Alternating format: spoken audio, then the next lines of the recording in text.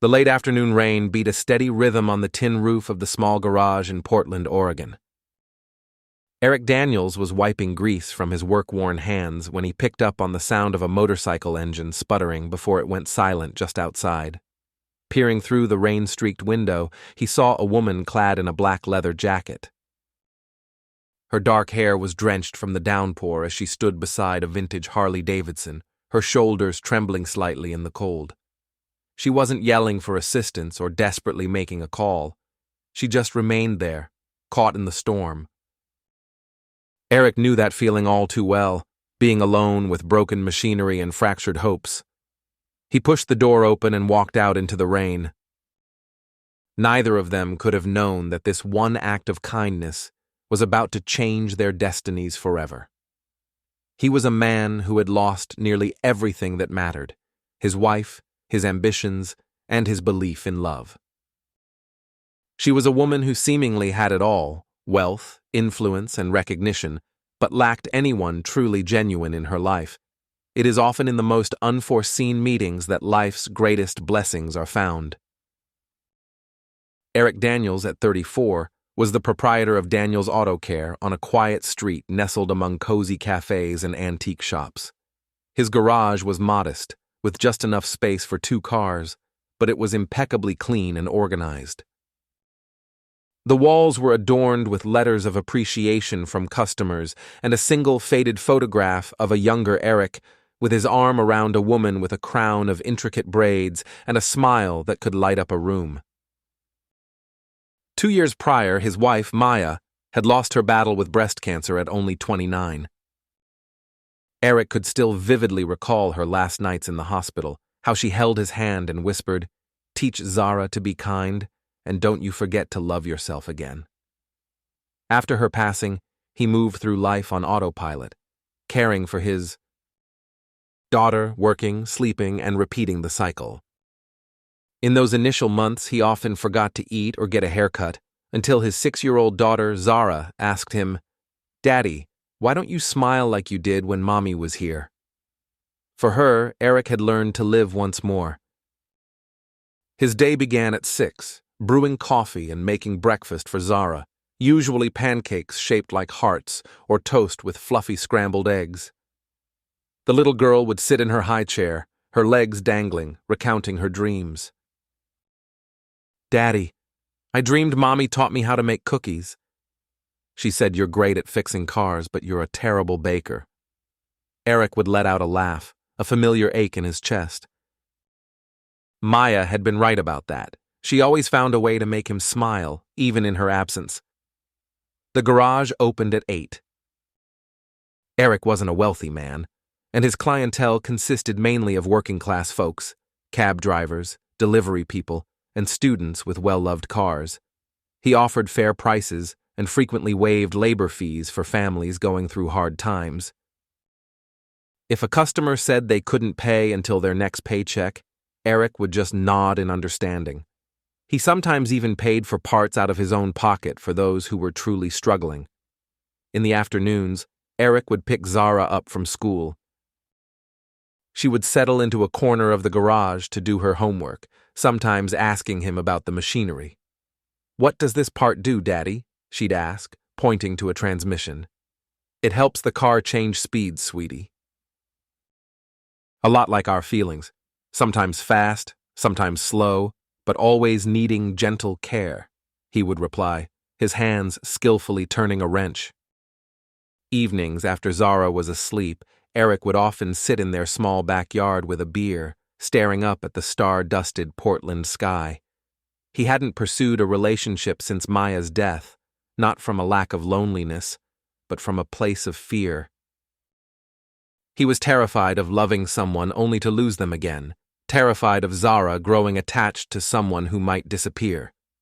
He feared his heart couldn't withstand another break. On weekends, they would wander through Powell's Books or Washington Park, Zara perched on his shoulders. She'd point at luxury cars and ask, "Daddy, when will you get to fix cars like those?" Eric would smile. "My little girl, the best cars aren't judged by their price tag. They're judged by the love the mechanic puts into them." He had no idea how profoundly those words would soon resonate in his own life. The small details of his existence spoke volumes about his character, the way he saved sandwich crusts for the neighborhood birds, how he taught Zara to be polite to everyone, the gentle manner in which he folded Maya's photograph each night and placed it in his nightstand, whispering, "Good night, my love," before switching off the light. His hands were perpetually stained with oil, yet they were tender when braiding Zara's hair or checking her for a fever. Eric carried his solitude like a well-worn coat, not the kind that makes a person bitter, but the kind that deepens their compassion. He understood what it felt like to need help, to be overlooked, to wonder if anyone truly saw you. And it was this understanding that made him notice the woman in the rain, not because she was beautiful, though she was, but because she looked as lost as he had felt 2 years ago. Selena Brooks, 31, was the CEO of Brooks Tech, a corporation valued at billions with its headquarters in San Francisco. Forbes had recently named her the Tech Queen Under 35. Her office occupied the 40th floor, offering a panoramic view of the San Francisco Bay, and was filled with expensive art and designer Italian furniture. Yet at night, Selena would often sit alone in her leather chair, gazing at the glittering city lights, feeling as hollow as the skyscraper she occupied. Just last week, she had ended her engagement to Julian Vance, the scion of a prominent Wall Street family. It wasn't a lack of affection, but the dawning realization that Julian was in love with her status, not her soul. "You know, Selena, when we get married, my portfolio will jump by at least 30%. Your company is the perfect complement to my family's investments," he had remarked over dinner at a Michelin-starred restaurant. Selena had put down her fork and met his gaze. "Do you even know my favorite color? Or my favorite food?" Julian had stammered, trying to laugh it off. Blue and sushi. The truth was, Selena despised sushi, and her favorite color was terracotta, the earthy shade of the New Mexico fields where she grew up. Selena came from a poor family. Her mother was a cleaner, her father a handyman. She had put herself through MIT on scholarships, working long hours at a coffee shop to get by. She recalled the sleepless nights spent coding, fueled by instant noodles and black coffee. Her only dream back then was to build software that helped people and to make enough money to send her parents traveling. When Brooks Tech took off, she accomplished that goal. Her parents now lived comfortably in Santa Fe, seeing the world. But with success came a growing distance from her true self. Her life became a series of endless meetings, superficial parties, and transactional relationships.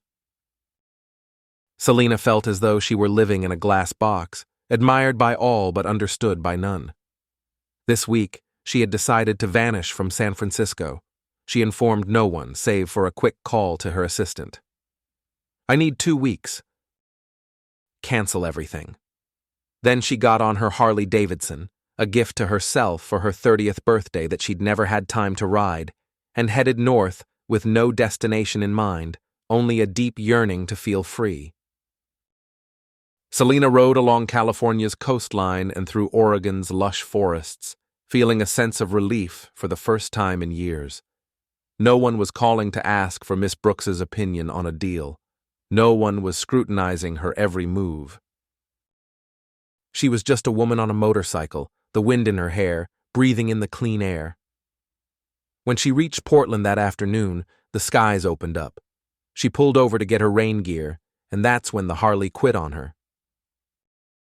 She tried to restart it several times to no avail. Her phone had been dead since that morning. She had intentionally not charged it, wanting a complete disconnect.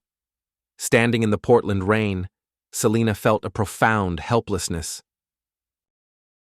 Not because she couldn't fix the motorcycle, but because she realized she had forgotten how to ask a stranger for help. Looking around, she saw a warm glow emanating from a small garage across the street. Daniel's Auto Care, the old but neat sign read. For the first time in her life, Selena had to rely on a stranger's kindness, without her fame or fortune to pave the way. She didn't know it yet, but this was exactly what she had been searching for. "Having some trouble with your bike?" Eric asked as he stepped into the downpour, an oil-stained rag still in his hand. Selena turned, seeing his face clearly for the first time. It was a handsome face with strong features, but his eyes were remarkably gentle. "I'm not sure what's wrong," she said, her voice shaky from the cold. "It just stopped running." Eric looked over the Harley, then at Selena. She didn't fit the profile of his usual customers. Her clothes were simple, but of high quality, and the watch on her wrist was clearly expensive. Yet her eyes held a weariness, the look of someone who had journeyed a long, long way. "Come on inside." "You're soaked. Let me take a look at your bike." Inside the garage, Selena sat on a small plastic chair and watched Eric work. He examined each component with care, nodding or shaking his head slightly. "Fuel lines are clogged," he announced after about 15 minutes. "Probably from sitting too long. I can fix it, but we'll have to wait for this rain to let up." "How much will I owe you?" Selena asked, reaching for her purse. $50, Eric said without looking up. Selena was taken aback. In San Francisco, a repair like this would cost at least $200. "Are you sure? I can pay you more." Eric paused his work and gave her a curious look. "Why would you want to pay more?" "The job is worth $50. His simple question left her speechless. In her world, everything had a price, and a higher price signified quality, respect, and status. I just want to be sure you're compensated for good work." "You can judge my work by how the bike runs," Eric said, a smile touching his lips for the first time. "Not by the money." Just then, the sound of small footsteps echoed from the back. Zara appeared, her hair in pigtails, holding a sandwich. "Daddy, I'm hungry. Have you eaten yet?" Then she saw Selena, and her eyes lit up. "Hi! You're so pretty." Selena felt a genuine smile spread across her face for the first time in weeks. "Hello there. What's your name?" "I'm Zara. And this is my daddy," she said, pointing at Eric with pride. "My daddy is the best at fixing cars. He says cars are like people. They need love to run well." Eric's cheeks flushed. "Zara, your daddy's right," Selena said with sincerity. "I don't think I've been loving this bike enough." The rain didn't let up, so Eric invited Selena to stay for dinner. They had simple spaghetti and salad. Zara chattered on about school, her drawings, and her dream of becoming a veterinarian.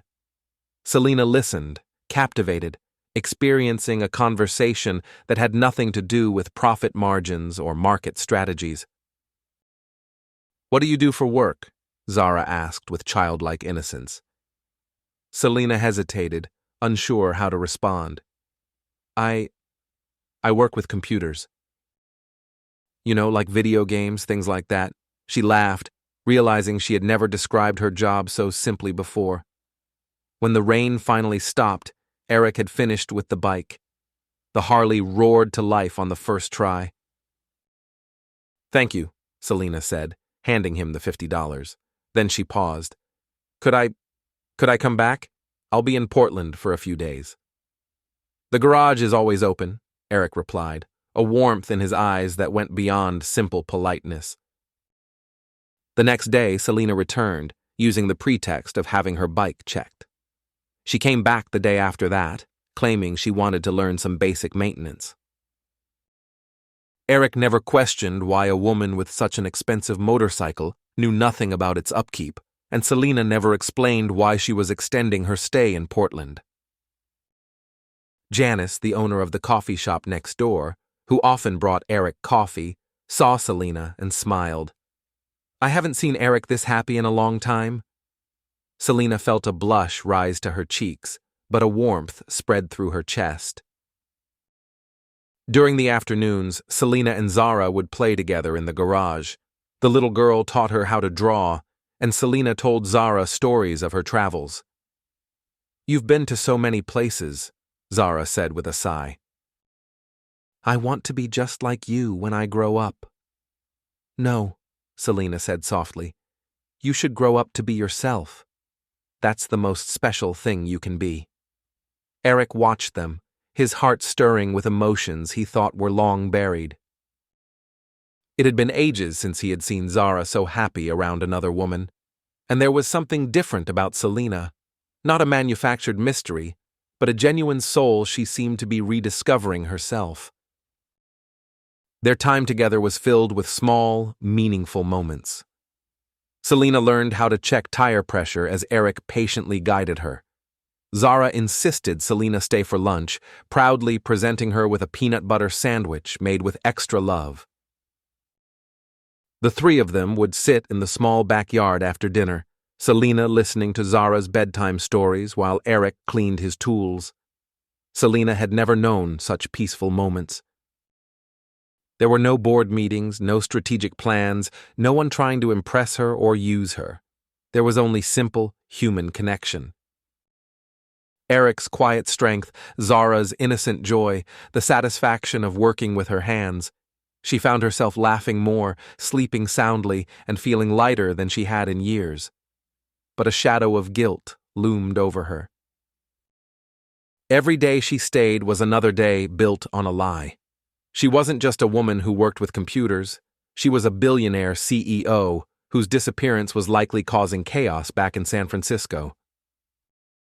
Yet whenever she thought about leaving, Zara would give her a goodnight hug, or Eric would flash her a smile, and Selena couldn't bring herself to break the spell.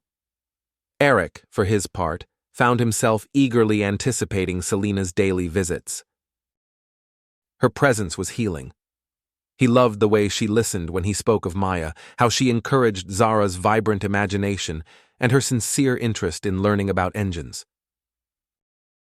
He hadn't felt this way since his wife passed, a feeling that was both exhilarating and terrifying. Everything came to a head on a Friday afternoon. Selena was playing with Zara in the garage when her phone began to ring nonstop. She had been ignoring it, but the 15th call finally made her answer. "Selena, thank God. Where are you?" It was Tasha, her assistant. "The board has called an emergency meeting. The stock has dropped 12% because no one knows where you are. The media is speculating that you're having health problems." Eric and Zara both looked up. Selena quickly tried to end the call, but it was too late. "Stock price?" "Board of directors?" Eric asked quietly. Selena looked down, knowing the charade was over. I need to explain." She told them everything, about her company, her role as CEO, and why she had come to Portland. Eric listened in silence, his expression hardening. "So this was all just a game for you?" he finally asked. "No," Selena protested. "It wasn't like that. What I felt here with you and Zara, it's the most real thing I've ever had." "Most real." Eric stood up, his voice laced with bitterness. "You lied to us for a week. You let my daughter and me believe you were just a regular person. What's real about that?"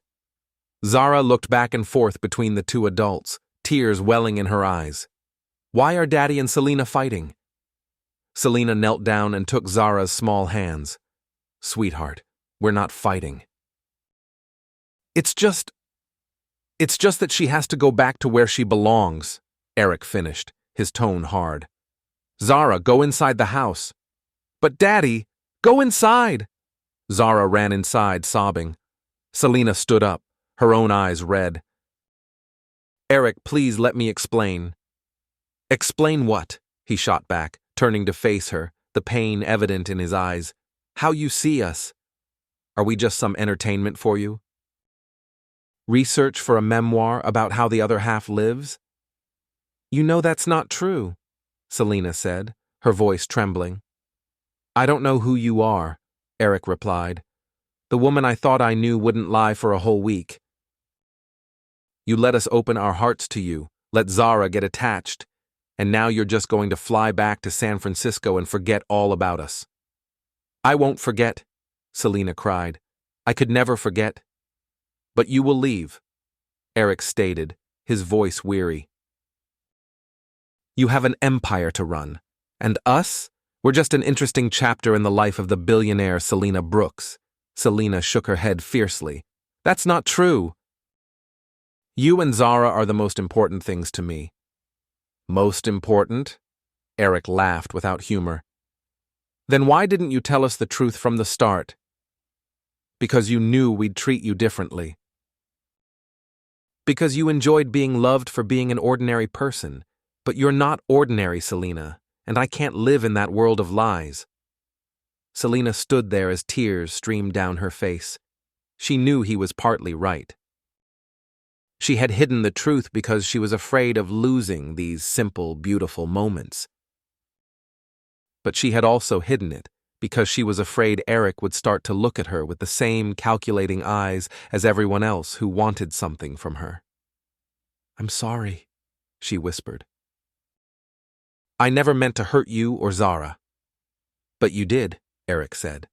"And the worst part is, you made my daughter believe you were going to stay." Selena knew there was nothing more to say. She grabbed her bag and walked towards her Harley. "I'll transfer you the money for the bike repairs." "Don't," Eric cut her off. "You already paid." At the garage door, Selena turned back. "Eric, if I wasn't a CEO, if I was just Selena, would you?" "But you're not," Eric said, his voice flat. "And that's the problem." Selena rode away from Portland that night, her vision blurred by tears. For the first time, she truly understood what it meant to love someone more than success, more than money. And for the first time, she understood the profound pain that love could cause. 2 weeks later, Selena was back in San Francisco, but she was a changed woman. She sat in her 40th floor office staring out at the bay, but all she could see was the warm light of a small garage in Portland. Work continued, meetings, contracts, multi-million-dollar decisions, but it felt like she was living someone else's life. Tasha noticed the shift. "Selena, are you all right? You seem different." "Different how?" "Sad. Like you're missing something." Selena didn't reply. She couldn't explain that every night she dreamt of Zara's laughter and the gentle way Eric explained how an engine worked. She missed their simple, warm dinners. On a Tuesday afternoon, her phone rang. It was an unknown number from Oregon. Her heart hammered against her ribs as she answered. "Selena? This is Janice, from the coffee shop next to Eric's garage." The woman's voice was fraught with worry. "I got your number from a tip you left. Can you get to Portland? Zara's had an accident." Selena's blood ran cold. "What kind of accident? Is she okay?" "She fell off her bike. It's a head injury. She's in a coma at OHSU hospital." "Eric? He's a wreck. He won't leave her side, won't eat. I think he needs you." Selena didn't need to hear another word. She canceled her meetings and booked the next flight to Portland. During the 2-hour flight, she prayed for Zara, for Eric, and for forgiveness for having left when they needed her most. At the hospital, she found Eric sitting vigil by Zara's bed. He looked gaunt and unshaven, his eyes bloodshot. Zara lay still, her head bandaged, surrounded by the steady beeping of machines. Eric looked up when he saw Selena, his expression one of shock, but he said nothing. "I came as soon as Janice called," Selena whispered, taking the chair next to him. "How is she?" "The doctors. They say she might need surgery." Eric's voice trembled. "My insurance won't cover it all. They want to move her to a public hospital, but it doesn't have the best neurology department." Selena was silent for a moment, then pulled out her phone.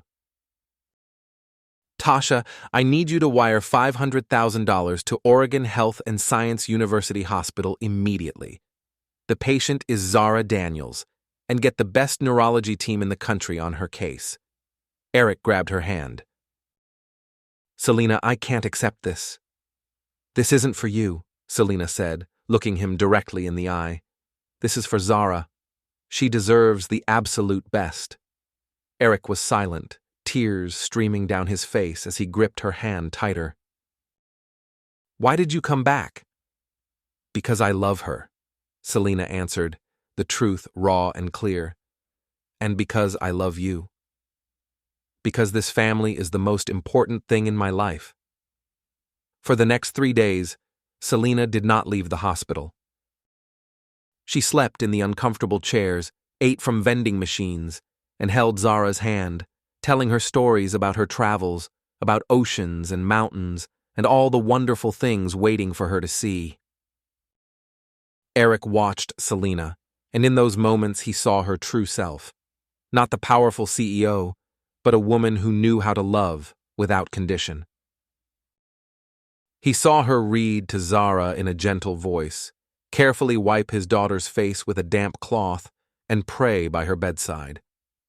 On Wednesday morning, Zara opened her eyes. Selena, she whispered weakly, you came back. Selena burst into tears.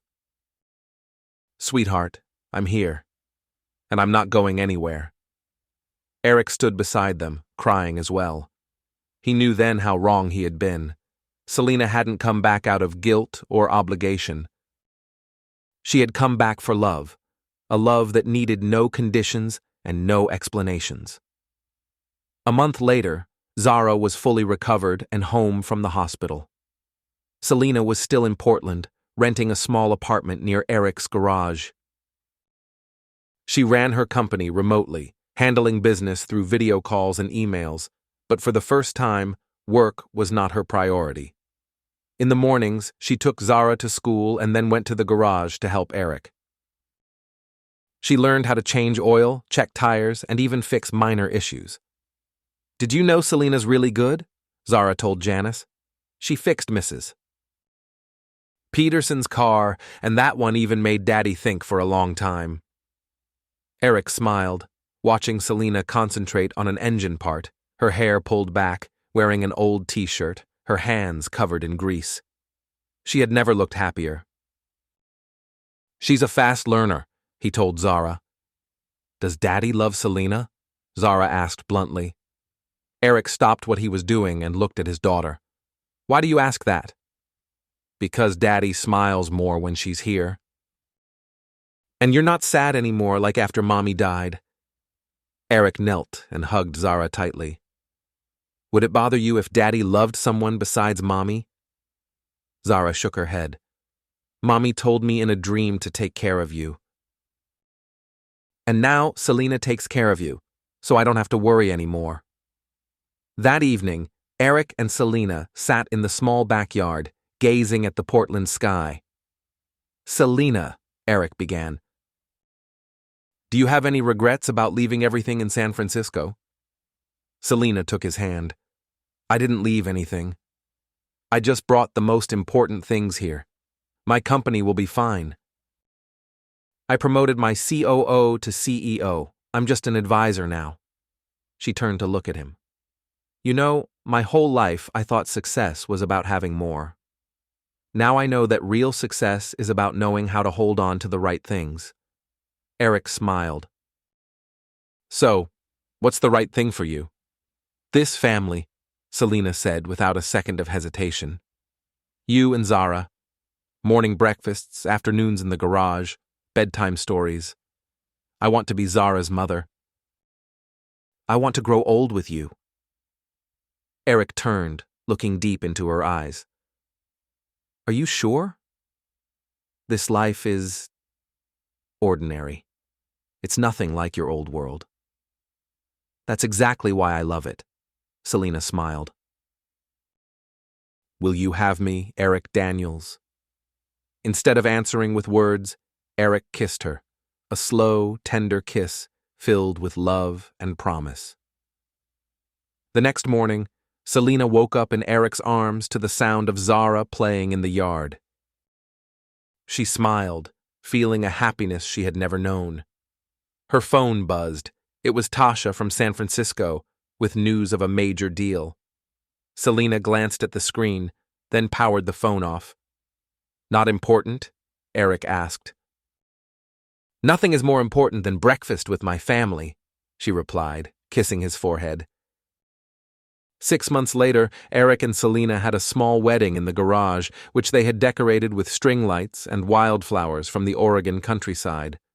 Zara was the flower girl, carrying a tiny bouquet.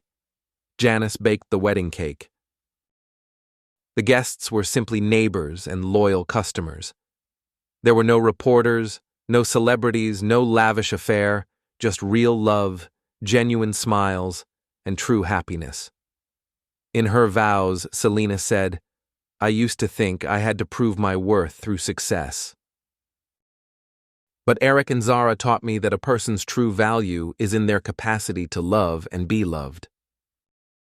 Today, I'm not just marrying the man I love. I'm joining a family that I will protect and cherish for the rest of my life. Eric held his wife's hand and looked at Zara's beaming face. He thought of Maya and whispered to the sky, "Don't worry. We're going to be happy." The Harley sat in the corner of the garage, now running as smoothly as the day it was made. Next to it were Zara's small bicycle and Eric's old pickup truck. 3 vehicles, 3 people, one whole family. Sometimes, the things we spend our lives searching for are found in the most ordinary of places. True love isn't proven by status or wealth, but by the courage to open your heart, to trust again, and to make the choice to stay.